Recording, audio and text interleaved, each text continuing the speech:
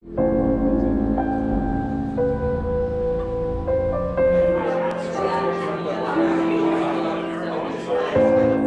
of all, let me thank you for joining us, and we will do this every year. We welcome you back on the 5th anniversary of Honor the Fallen.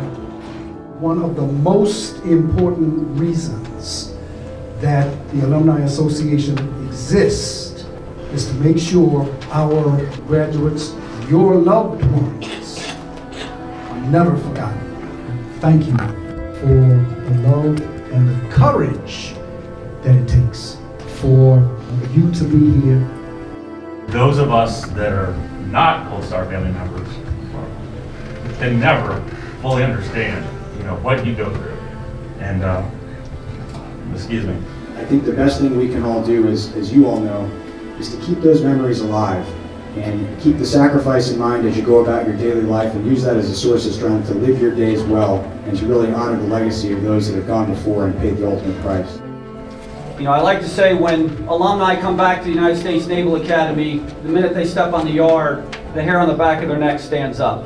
But when they walk into Memorial Hall, the hair on the back of their neck stands at attention. Walking through Memorial Hall in silence and reading those names, it's powerful.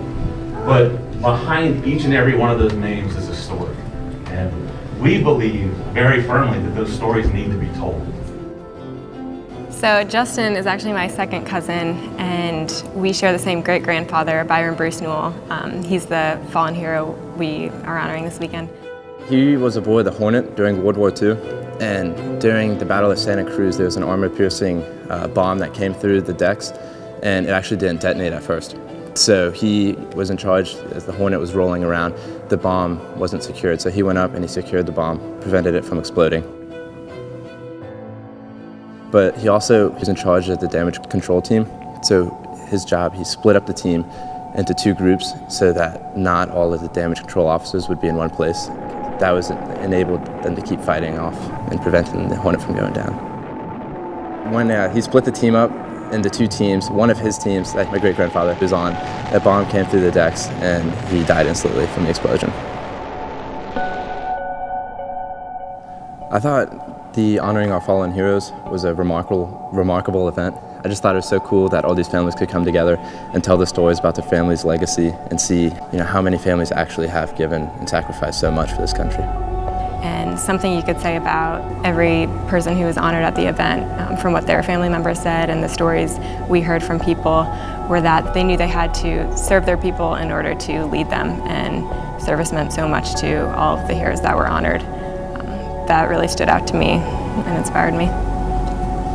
I'd say we're both very grateful we have families who understand and support the choice we've made to come here and to serve in the Navy. I'm going to miss it when I leave, and I think that's what drew both of us here, was the camaraderie and the sphere of influence we have in the people.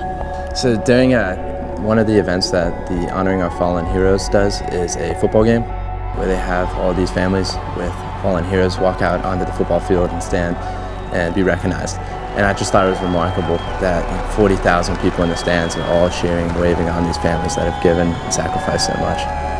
It was really humbling to be standing there with all of them. I would say everyone was really moved.